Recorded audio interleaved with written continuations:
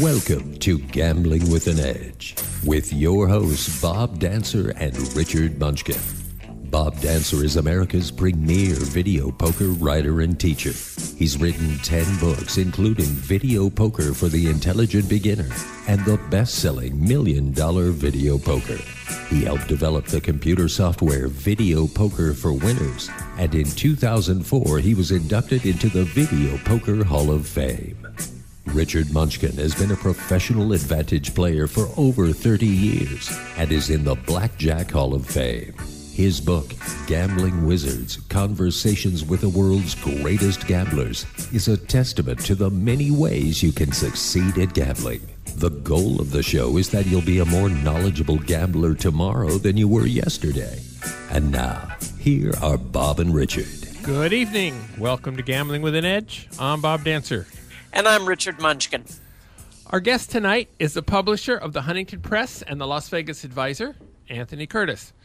Anthony's a frequent visitor to the show, and we found a useful format for his visits is a roundtable discussion of various gambling topics. Anthony Curtis, welcome back to Gambling with an Edge. Thank you. Nice to be here. I'm not in the Hall of Fame of anything except, I think, Las Vegas Rugby, I forget. Las Vegas Rugby. Okay, well, you might be although Andy Block is the paper, scissors, rock world champion, so I don't know if rugby is quite, but we'll have you on anyway. It's okay. We received a suggestion addressed to gamblingwithanedge@gmail.com about the way I end the show. Sometimes I cut the guest off in mid-sentence because it's a live show and the producer holds up 10 fingers, meaning 10 seconds. Starting tonight, we're going to let Richard handle the closing. We both hope this sounds more professional. On the off chance I don't get to wish you a lot of royal flushes during his shtick at the end, let me get that in early. All right. We also received an email this week addressed to gamblingwithanedge@gmail.com. A player was wondering why video poker is a relevant gambling game in the United States, but is an afterthought in casinos at most foreign countries. Although I might be too nearsighted to see this clearly because I'm so involved, the best reason I can think of is that a literature of sorts has arisen here. Including myself, several authors through the years have written books on how to beat the game. Lenny Fromm, Dan Paymar, Frank Scolbetti, Stanford Wong, Gene Scott, many others. Our guest, Anthony Curtis, has addressed the subject as well. It's hard to know whether the authors arose because video poker was in the casinos or the video poker became popular because so many authors wrote about it, but whichever it was, it happened more in the United States than elsewhere. Without these how-to-do-it manuals, video poker is a pretty tough game. Having so many authors is good news and bad news for the players. It makes it much, much easier to learn how to play the game well, but casinos end up tightening the games as the player base becomes more knowledgeable. Anthony, why do you think there's more video poker in the United States casinos than other places? Why is it important? Oh, okay. I'll take that as an I don't know. Let's go on to the next subject. No, I actually do have. I do think one thing. I would say I think you're right about the literature. I think absolutely, just like gambling, like blackjack books pushed blackjack so much the way they did. I think that the literature and the writings on video poker helped. But I would say two words: casino employees. You know, I remember when video poker was getting real hot. In the late 70s, early 80s, whatever it was, right around there, I was here. And it was all the casino employees were sitting and playing the games. And in a place like Vegas, where you've got all these casinos together, and then other places, jurisdictions arose with lots of casinos in one place. I think we have more of that in the United States than we do in, outside of the United States. So you didn't have that effect in places like Australia or in Europe or anything else. And although it's a solitary game and people don't see social aspects to it, there really are. People hang out together and they talk and they, have fun when somebody wins. And I think that had a big part to do with it. Good, interesting point. I think there must be cultural differences as well. I mean, if you look at Macau, you'll see hundreds of baccarat tables and almost no blackjack tables. So, and if you go down to South America, you'll see hundreds of roulette wheels and, far fewer blackjack tables. So I just think, culturally different places have, different games have become popular. And All right. There's a Facebook application called myvegas.com where you can play and earn free stuff at MGM properties. I've played it some and have some reward credits, but a lot of it is buy one, get one free or cheaper rooms for a hotel room, which are basically useless to me. There are a few $30 off of restaurants things you can get, so eventually I'll get some of those, maybe. Richard, you have something to say about myvegas.com, yes? Yeah, we've talked about it a couple of times, and for our low roller listeners, which we do have many who are interested in the comps, there are to me the best comps on there are the Cirque du Soleil shows. You can get tickets to O or Ka or Love or pretty much any of those shows, and there are buffet comps and things like that. But what people don't realize is that there is a way to get many, many, many more points if you know what you're doing. So I would just say for those listeners that are interested in that, one of the important things is that you play one of the games that allows you to bet exactly $1,000 per spin. Because if you play those games and bet $1,000 a spin, you earn 10 of those gold coins for every 6,000 spun. And some of the other games, it takes you 10,000 to get the same 10 gold coins. So that's number one. The other thing is you want to just friend every person that you possibly can. There's a limit on Facebook of 5,000 friends. So you just want to click on ask as many people on there. Facebook will recommend, you may know this person, and just click on them all. And because once you have over a certain number of friends, you start getting huge bonuses in the amount of chips that they give you every day.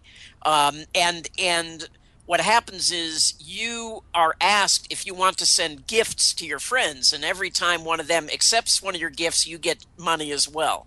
So, you once you get up over 500 friends, you won't run out of chips anymore. This is a problem, in the beginning for many players, is they don't have enough chips to play the game. And as soon as you start getting 500, 1,000 friends, that won't be a problem anymore. I would also say that Facebook doesn't like it if you just go down and click one friend after another.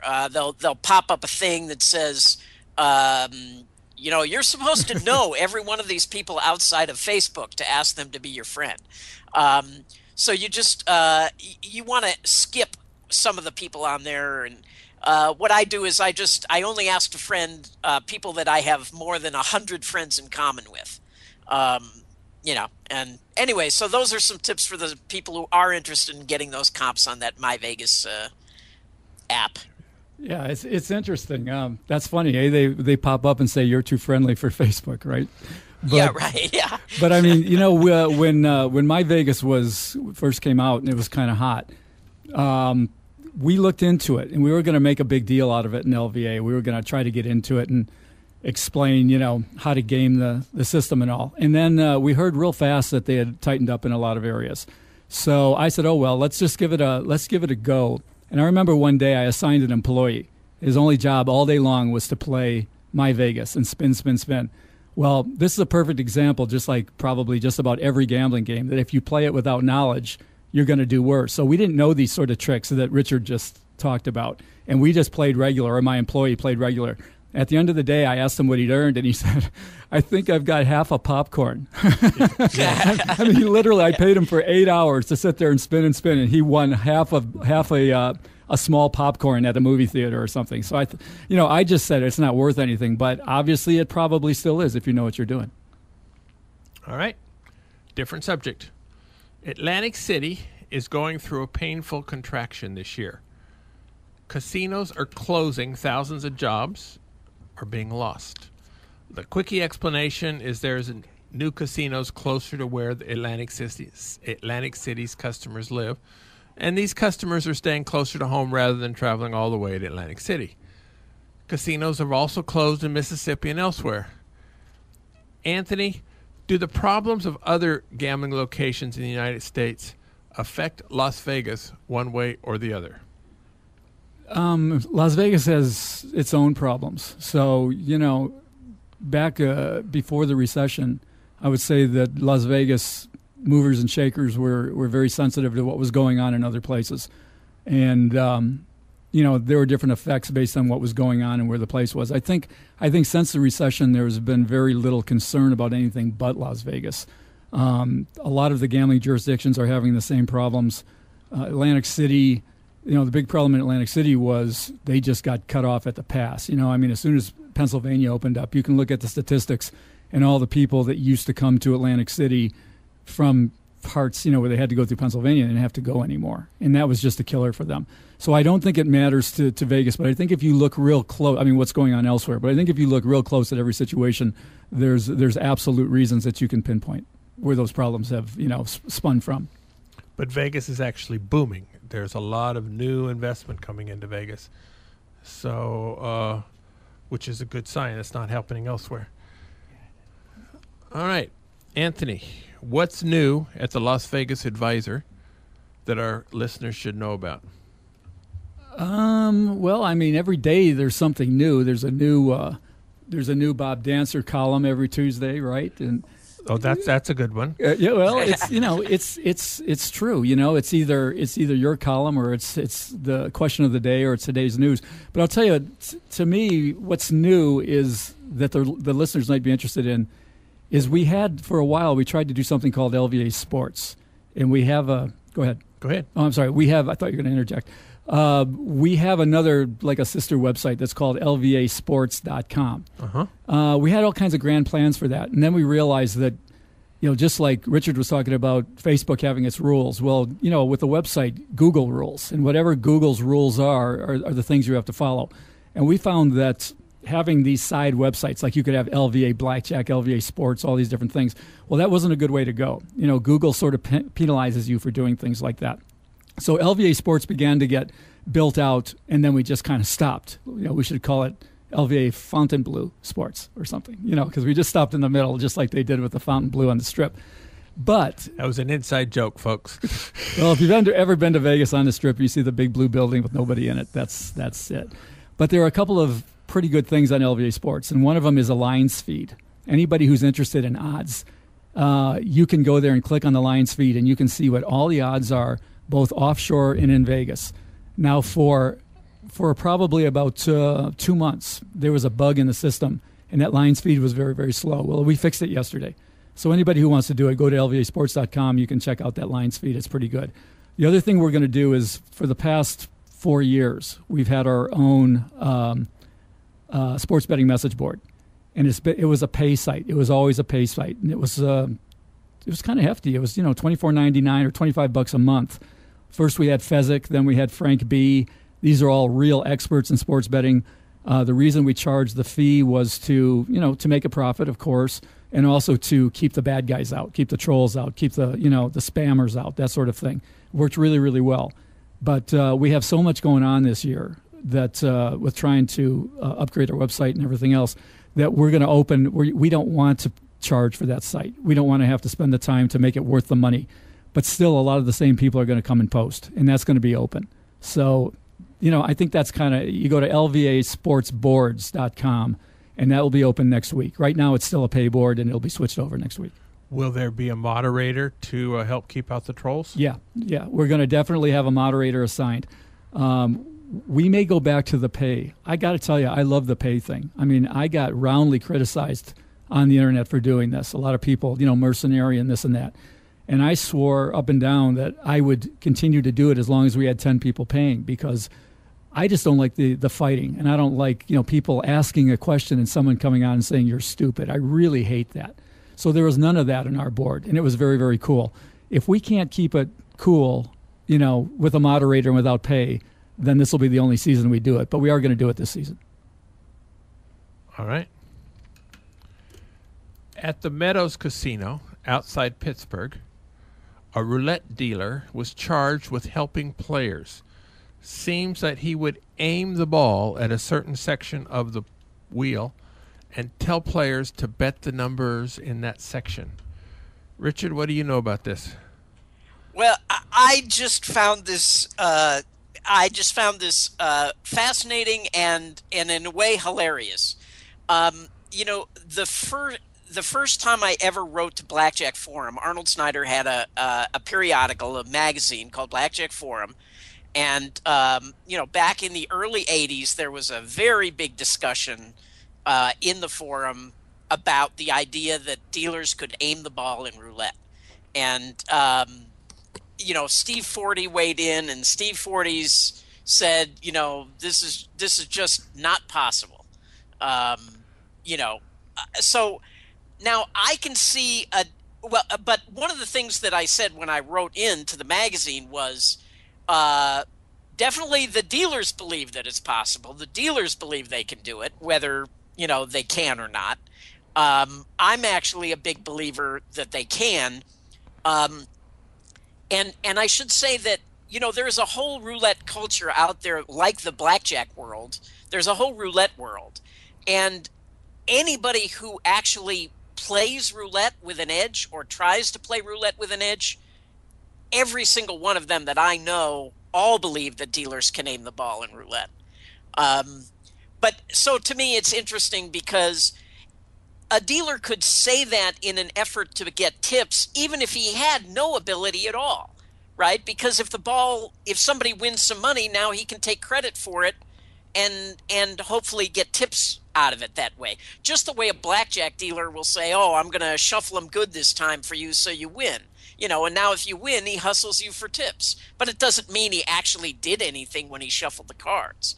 So I just think that this is kind of a ludicrous case to try to prosecute this dealer.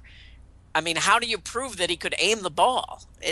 I don't know. But I find it interesting. Yeah. It'll be interesting when we have Bob Nersessian on to see his take on that case. Yeah, I agree with that take completely. That it's essentially toke hustling basic strategy is to try to take credit for anything that's good. And the only way to really do that, because you don't know the result, is to do it beforehand and say, I'm going to, bet here and this is where it's going to go, or, whatever. You go back to the thing about the guys that used to sell the tout sheets and at the racetrack. And this gets a little deeper, but, there's 7 horses in the race and they give out 7 different horses to 7 different customers. It's that sort of thing. Right. Anything you can do.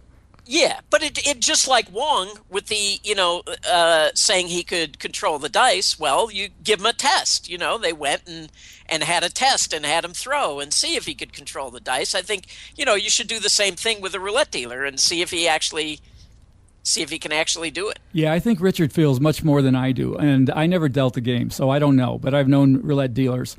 And to me, there are just too many variables. And I'm a big believer, obviously, in the physics of it and prediction based on physics, what the guys used to do, strapping the computers to themselves and triggering points where the ball was, so the calculations were made. I'm a big believer in that. But actually being able to target, I'm much more dubious about. And then there's something else that's related called dealer signature, where some people actually think that dealers can hit the same part without trying, without even knowing they're doing it, because they do everything the same. And I think that's just kind of a lot of rubbish. Interesting on giving the guy the test. If this guy is in jail and he has to prove that he can't do it, yeah, right. He has every incentive not to pass this test. So it goes the opposite way of most tests. He'll probably call it every time, That's and then he just hits it 5 times in a row. Lifetime in prison. All right. New subject. Global Gaming Expo, G2E, is the gambling industry's biggest trade show. It comes to Las Vegas every fall. This year, September 30th to October 2nd. The keynote speaker on Tuesday is Steve Wynn. This is no surprise. He's a big casino innovator. He's been so for years, and he's a charming speaker. The keynote speaker on Thursday, however, is Sheldon Adelson, who is investing huge sums of money trying to destroy the online poker industry in this country. G2E keynote speakers usually celebrate gaming. Adelson, a billionaire, 81-year-old curmudgeon, is trying to shut down part of it. Of course, he does own the Sands Expo Center, which is where the convention is being held. Now, Anthony, are you as surprised by this as I am? No. Based on what you just said, it doesn't surprise me at all.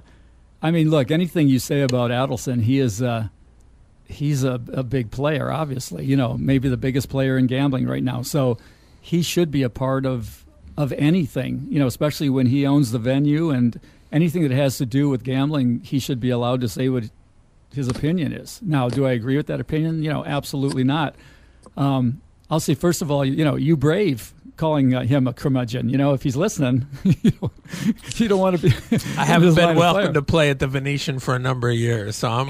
Are you saying he's litigious? Yes, I am. Yes, I am. He has been very very active in taking on opponents of his way of thinking.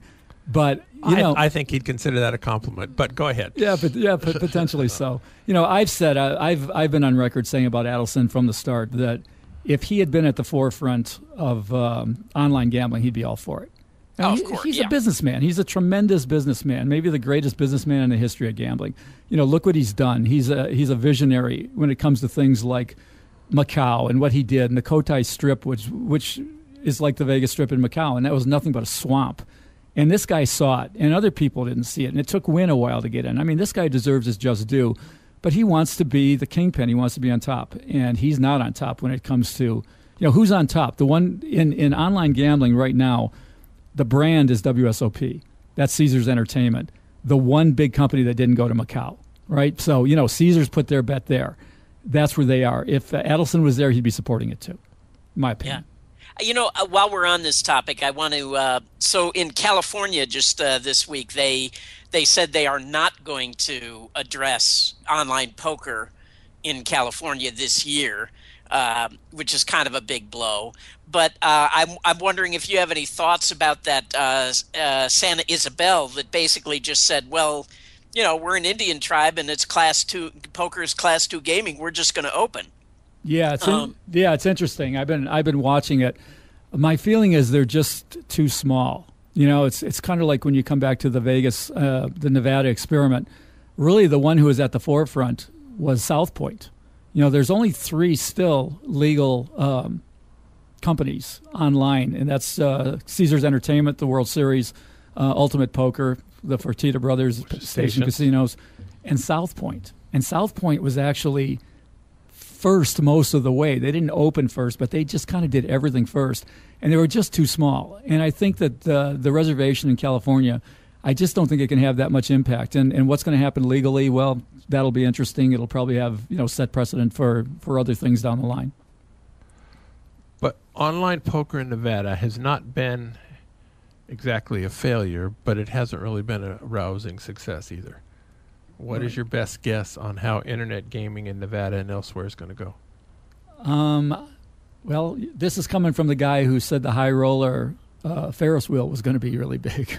so, you know, take this with a grain of salt. But I still think it's going to be strong. I really do. I just don't think it's open in the right places yet. You know, the big players in this are going to be California, Pennsylvania, New York, Texas, you know, and because of population base, it's all population, and you know the big banana is California, no doubt about it.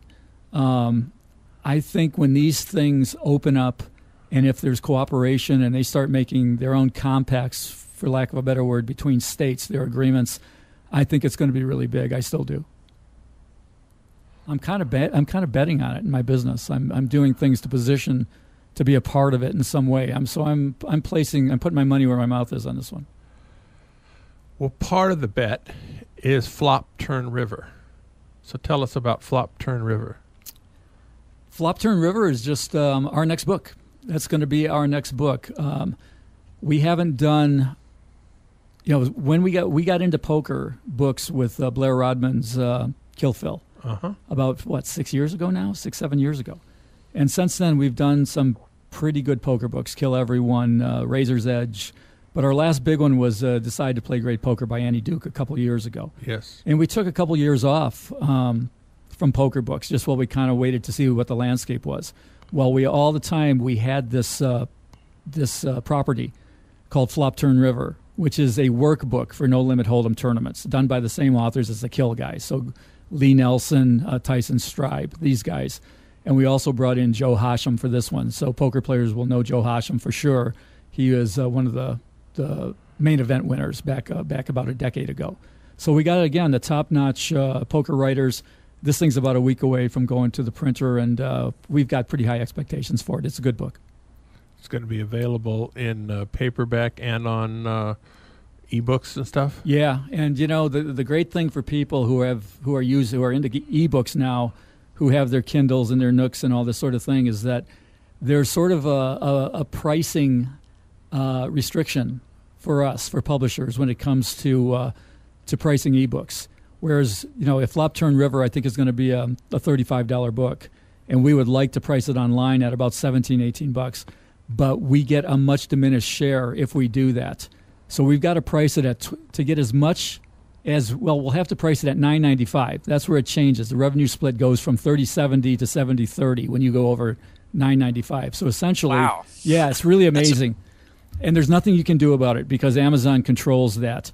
And, mathematically, the only way you can do it is, I think you have to charge $23 to make as much money as you would at $9.95. So the public really gets a fantastic break here. They can buy books that should be twice as much or even more for $9.95 because that's the threshold. Interesting. Isn't Bob Nersessian supposed to have a book coming out? Yeah, well, that's going to be the next big one. And, he did a book with Stanford Wong's publishing company, Hington Press. It was called Beat the Player, correct? I believe. Yeah. Yes. But it was a kind of specific. And his new book we are going to do, and it covers a gamut of things. It really covers a lot of things that he talks about here, but goes into, on this radio show when he comes in, but it goes into much more depth and subjects that have never even been broached on this show. It's a really exciting book, but it's not imminent, really. It's probably about 6 months away. No title yet. We don't know what it's called. Uh-huh. All right. We ought to have a name Nersessian's book contest, Richard. What do you think? Yeah. Sounds good to me. All right. Now, pigskin contest. Gone. A lot of casinos have them every year, but the Palms has cut back. What do you know about this? All I know is that since 2005, the Palms has had one of the best football contests, and they called it the Pigskin Payoff. And a couple weeks ago, let's say in mid-July is when you start hearing about it, especially if you're a customer. You start getting mailers and things like that talking about the different casinos and their contests. So sure enough, the Super Contest is on again at the former LVH, which is now the Westgate. Sure enough, the station casinos, the biggest one. Sure enough, the Boyd casinos, and all this stuff is coming, but nothing's forthcoming from the Palms.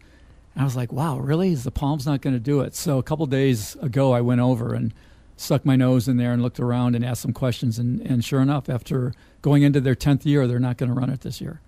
And the reason that's bad, I mean, it's not bad, but there are guys who do real good in these contests because, after all, it's just like tournament blackjack or anything else. A football tournament has a lot of skill to it, and how you play given your position and various things and how lines have moved. There's quite a bit of skill.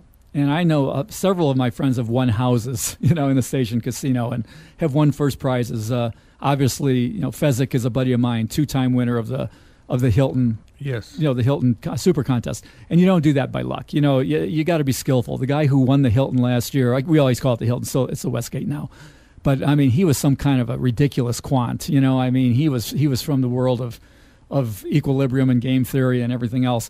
And these are good players. Well, what made the Palms one very good was that it was a low buy-in, just $25, and it was an independent. The Palms was an independent contest. So you weren't competing. They used to put this in their ads, and it was valid that you weren't competing against people that were at 10 different casinos and so forth. So we lose an Indy, and that's not so good. But nobody's heard why they decided not to? I could just say that they're making a lot of changes at the Palms. They really are. You'd be right there. Yeah, and it's really hard to put a finger on exactly what their strategy is or what they want to do. To be honest, since the Palms opened, one of the best coupons in the member rewards book for LVA has always been the $50 comp at the Palms. And I'm honestly wondering if, after all these years, if that will go as well. And I haven't had any discussions with anybody over there, and I know that that coupon really pulls for them, so I would hope we would continue on. But the changes there have been that sort of significant that I'm even concerned about that for our program. Well, not the current year, but they used to have a double point or triple point coupon in the LVA as well, and that's gone. And that was for big players. That was worth quite a bit more than $50. Yeah, I think the Palms. I don't know. It seems to me like the Palms has a little bit of an identity crisis right now, and I think they're not sure what they want to be and who they want to cater to. And I'm not saying that in a bad way. I mean, places change all the time. I don't have any problem with evolution. If I had a nickel for every time somebody said to me, I like the old Vegas better than the new Vegas, I'd have a lot of money. I don't feel that way. I like the new Vegas better every year than I liked it the year before, including when I first came to town, in the late 70s. And I'm all for change. But, it's going to affect different people different ways. Some people are going to go hooray with what they do, and some people are going to go crap. They took away the pigskin payoff, that sort of thing. I have to say the one thing that I miss, and this isn't Las Vegas's fault, but I too like the new Vegas, but the one thing that I really miss about the old Vegas is, 30 years ago you could win $30, $40, $50,000, walk up to the cage, cash it out, get cash, and no one would dream of asking you your name, let alone for an ID. Yeah. That is the one thing I really miss. Well, the biggest tournament I ever won was a dice tournament in Atlantic City. And I won $125,000 was the first prize. And I went to the cage. And that was in it. There's a bunch of stories behind that one. I mean, there was a real problem between me and the people running it. They didn't like me and vice versa, and it was bad. And they just about puked when I won the thing. And I just, I put it right in their face. I wasn't too smart. But I went to the cage, and they go, how do you want your money? And I went, cash? And they said, sure. They just gave me $125 cash. So, really? Yeah. All right, now I moved to Vegas 21 years ago. Now, the reason I liked it better then is because I was 21 years younger. I had a lot more fun in my late 40s than in my late 60s. But, oh well. Now, the August LVA covers the November 9, including the opening betting lines. So now the lines are usually pretty well correlated with what the stacks are. How is that different this year? Well, the way it works is, and the people who put up the lines are typically offshore, and they can do it in Vegas. It's legal, but they have to petition for it and be allowed, just the same way as they could put up lines on elections and things like that now, I think. Maybe not elections, but there are certain things that they can put up lines for that they couldn't before. The reason I don't know what it is because nobody ever does it. Nobody really cares. They don't get enough volume. But a couple years ago, they did put up lines on who was going to win the World Series when they were down to, especially when they were down to the final 9, the final table. Now it only goes up offshore, but a lot of places put it up offshore. And typically what they do is the odds are aligned with the chip stacks. So if you're the highest chip stack, then the odds on you are the shortest. You're the favorite. And if you've got the longest, the lowest chip stack, then the odds on you are the longest. Every year there's usually one person who has the betting public shows them respect. Phil Ivey a couple of years ago. Yes, Phil Ivey a couple of years ago was the biggest sort of out of step line with chip counts. Everybody was betting Phil Ivey. If Phil Ivey had $100 and everyone else had $1 million, they'd still be betting Phil Ivey. And, that's just the way the public works. But Phil Ivey was big on that. A couple years ago, Ben Lamb was another guy who was out of step. Last year, it was J.C. Tran. These are all guys that are probably considered to be the best poker players. So you can figure out who's the best based on who's getting all the respect. This year, the main guy is a guy named Martin Jacobson, who is, let me find it here. What is the deal with him? I think he's something like 7th in the chip count, or no, he's something like 7th in the chip count, and he's 4th in the betting line. So he's kind of a guy that the public is going for, or the bettors are betting on. The other guy is let's see, Newhouse. This guy Mark Newhouse, who just amazing. This is his second year in a row in the November 9. To me, this is the greatest achievement in poker history. Easily better than Johnny Chan's back-to-back wins. Well, Dan Harrington did it in the early 2000s when it was about this size. But Dan did it when Dan Harrington did it. It was definitely after Moneymaker. Yeah, but he won he won the first time. When he won it, I think there were like 1,200. Okay. And the next year he made the final 9, and I think there was something like 1,600. So this guy's done it against something like 6,300 is that what it is? 6,300 and 6,800 or something like that. In that range. Yeah, and I don't think that there's ever been anything. I mean, take Fezzik's back-to-back win in the Hilton. I don't think there's ever been anybody who's achieved what this guy has actually achieved. So rightfully so, he's getting more love on the betting line too. He's being bet up above where his chip stack should put him. So it's basically the people there. The favorites on this are, in the public's eyes, are the favorite is the chip leader with 38 million. He's just, he's well ahead of the field. Jared Van Hoof, I guess is his name, and then Mark Newhouse and Martine Jacobson. Those are the guys who are getting sort of the betting action. Very good. You forgot to mention the important thing that one of the guys is a world champion foosball player. Oh. Yeah, isn't that amazing? He's also got the longest name probably in the history. His name is, now do I have to try this? No, you can call him Billy Pappas. His name is Billy Papakonstantinou, I guess, something like that. As I said, Billy Pappas. Yeah. Well, I mean, the quick story on this is, I'll bore everybody with this, but I always fancied myself a pretty good foosball player. And when I came to Vegas, I could beat just about anybody I played in terms of people I knew in the gambling world. Then I met James Grosjean, and James Grosjean showed me what real foosball was. I mean, this guy is really close to world class, if not world class. Previn Mancoti, who's James's gambling buddy and also his foosball partner, is also better than me. But this guy, Billy Papakonstantinou or whatever, is something like a 12-time foosball world champion. And everyone goes, wait a minute, how can he be a 12-time world champion? He's only 29 years old, so he won every year since he was 17. That's singles and doubles combined. He's something like a 12-time foosball world champion. Pretty amazing. So there's correlation between being world champion at anything and world champion at something else. I think so. I would say yes. And so I would think he would be getting more love on the betting line than he actually is. Well, he's the short stack, so he's the lowest. He's the lowest on the table. But he's not. He's like. I thought he is. There's he's the 7th short stack, or he's the 7th stack. There's oh, you're right. Or maybe the 6th, but he's actually the 7th bet up. So they're actually degrading him.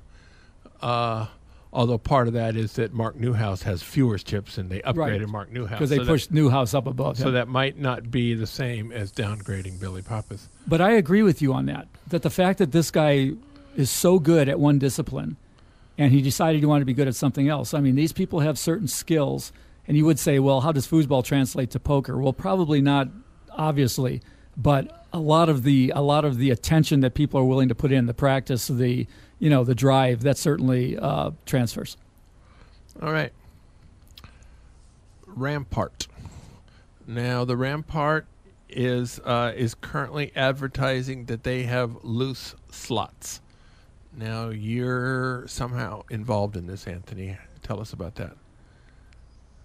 Well, when you see the advertisements on the billboards or in the magazines or the newspaper that say, our slots do this, or our slots do that. And a lot of people look at that and go, I don't believe you, BS. Well, here's the funny thing, and that's the natural reaction. You would say, sure, of course you're going to say that. But the reality is, in Nevada, at least, and in most, regulated jurisdictions, you can't say something that's not true. You have to prove it to the Gaming Control Board. So when you see somebody make anything, probably the closest thing that really walked that line was George Malouf's Royal Flush Capital of the World. Back right? with the old Fiesta, which is now called Fiesta Rancho. Right. That was one of the most brilliant advertising campaigns ever. We are the Royal Flush Capital of the World. And so how do you prove that? And a lot of people said, that's a lot of BS and whatever. That's the only time that I can remember something like that getting through. Everything else, I'm certain it wasn't the Royal Flush Capital of the World. I would guess that there were other places with many more Royal Flushes. I don't know. I would Maybe guess not not per person. I would guess not. I would guess it had a legitimate claim on there. We can talk about that. They probably did. Actually, now that you say it, that's probably how they did get it through. But every other thing that they say, we're this percent looser than that, we're that percent looser than, whatever, that has to be proven. And the way that gets done recently, in recent years, is some of these companies have come to me and asked me to do that analysis for them.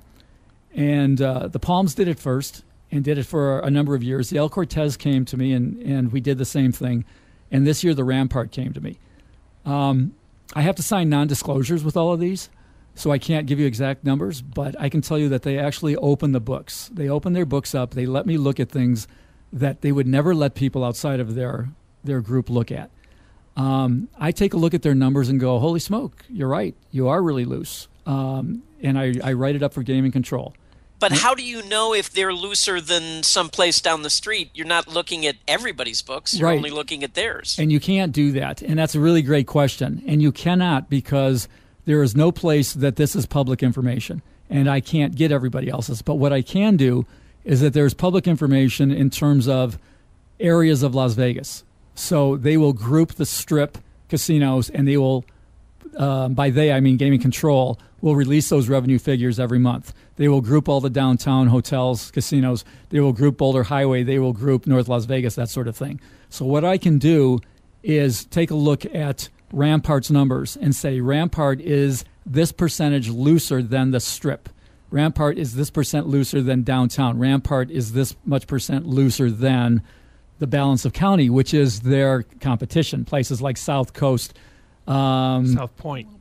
They happen to be a sponsor. Be careful there. Well, that's what makes it really impressive, because we all know, based on looking at South Point's video poker inventory, that they are very, very loose.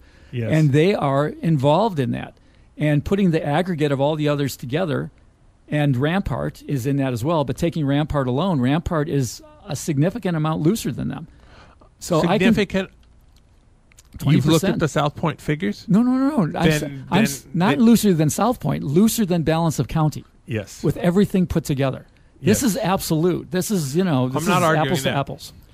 Part of it has to do, for example, with how many penny slots they have. The penny slots typically have somewhere between an 8 to 10 to 12% hold, and like dollar slots might have a 3, 4, or 5% hold. So a casino with a relatively low proportion of penny slots is going to have a much higher aggregate than a place with a higher percentage of penny slots. So one casino with an lower overall aggregate of looser may be more a reflection of what the percentage of penny slots is compared to rather than... Yeah. Well, there's two very important points here. One is you cannot in any way, unless I've seen both books open, there's no way I could possibly say that Rampart's looser than any other particular one. I could compare Rampart and El Cortez and Palms, but I can't because I signed a non-disclosure. And when you did Palms, that's not Palms today. And when you did correct. El Cortez, that's not El Cortez today. That's correct. But what I'm saying is there are two very important things here. One is you cannot compare Rampart to another casino like South Point, sponsor or not. You cannot. South Point may very much be looser. I don't know. The other thing is the customer cannot deduce from this that they can go to a Rampart and win money.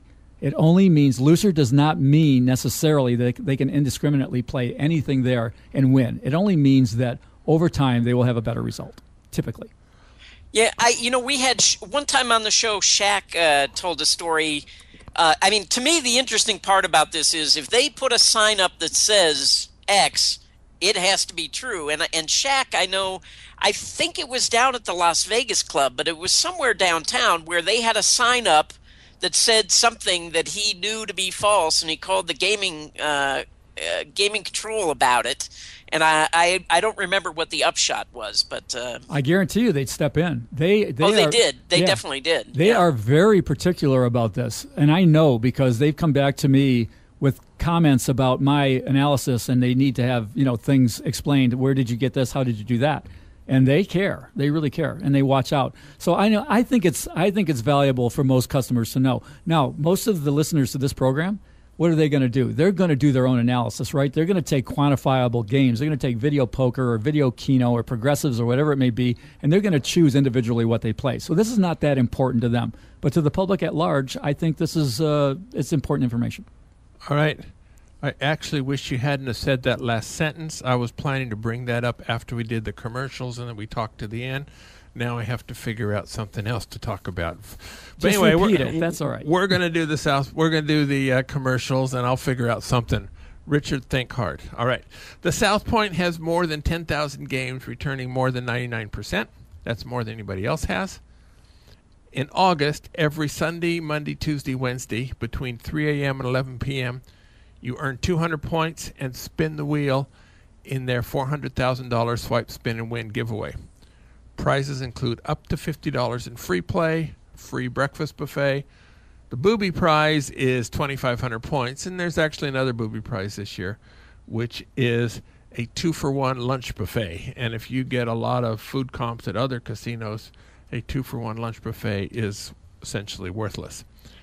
One of the possible prizes is a mystery gift. This is basically a recycled giveaway item that they still have a quantity of. You always have a choice of 2 or 3 items to choose among, and if you don't like the selection, you can try again tomorrow when the selection is better. You have to pick up your prizes by the end of August or they evaporate. In earlier times they did this, it was a weighted average, meaning that if you got their top mailer, most of the time you'd get $50 in free play. And if you just got a card, most of the time you would get 2,500 points. And this year they've changed systems, and now it is totally random.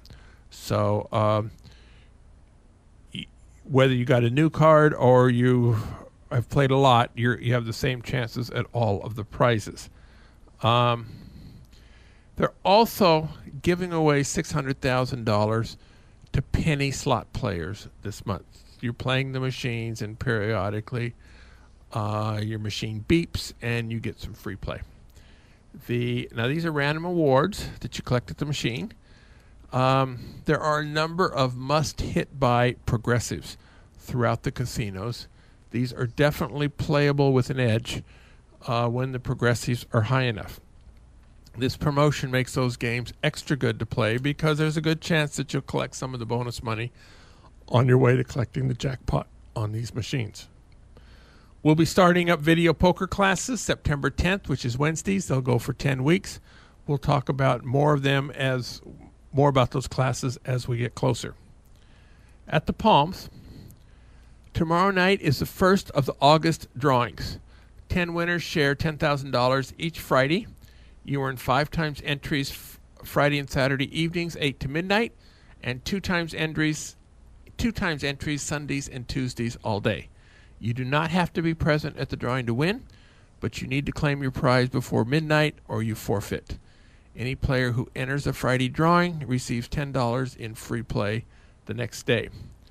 PFP, play for points, Monday through Friday for the first 2 weeks, of which tomorrow's the end of the first week.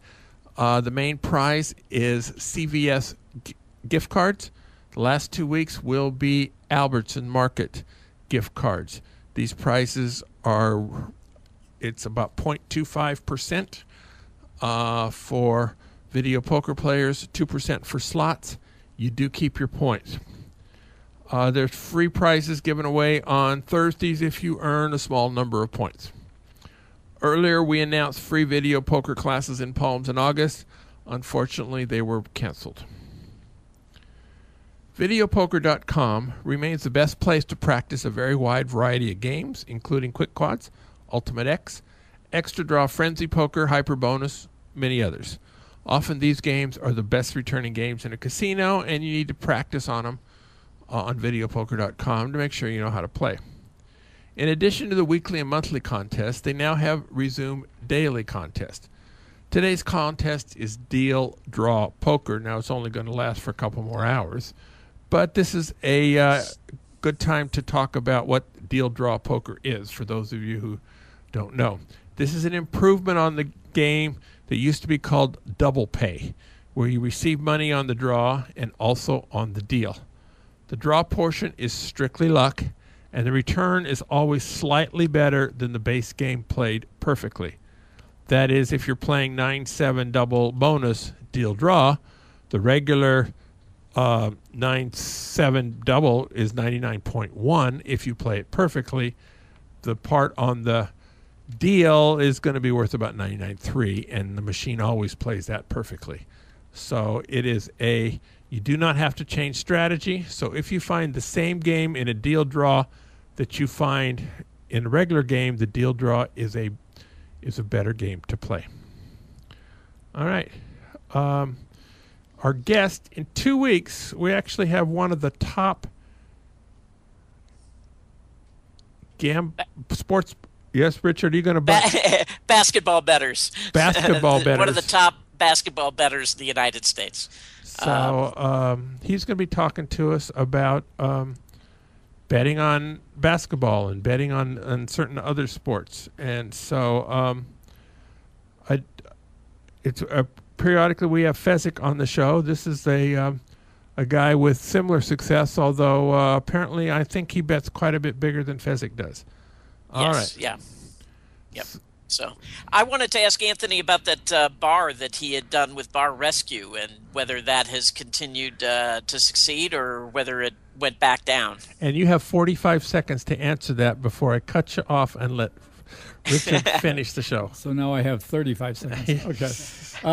It was sold to some new owners who ripped out all the machines. They're gone. There is no video poker at Bar 702. It's gone back to its name of Sanddollar. They play blues music. You cannot get a free beer for playing video poker. I don't go in there anymore. I mean, that just doesn't make any sense at all to me that you would take machines out of a bar. Or did they replace them with slot machines? No, there is no gambling there any longer. That just seems crazy to me. It's wild. We shall see. Yeah. We shall see. So it was a rescue for naught. Yes, it was. All right, Richard, take us on home. Okay. Well, we still have a full minute, so if you have anything else, you can interject it before I start. But if not, okay. So we really welcome your questions. You can reach us at gamblingwithanedge@gmail.com. And more importantly, if you'd go to facebook.com/gamblingwithanedge, like us on Facebook, you'll often find out who the guest is for the upcoming week, which may spur you to ask us questions.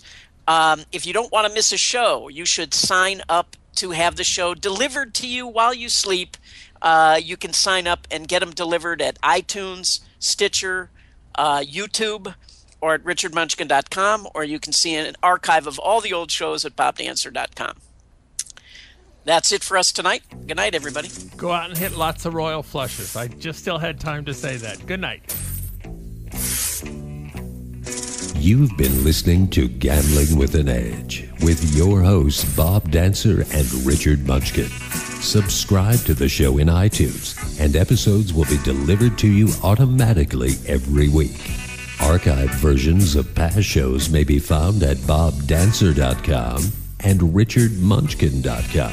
We welcome emails at gamblingwithanedge@gmail.com. Bob Dancer and Richard Munchkin are both available on Facebook and welcome your questions. The sponsors for the show are the South Point Hotel, Casino and Spa, the M Resort, the Palms Casino Resort, and the website videopoker.com. Join us again next week for another Gambling with an Edge.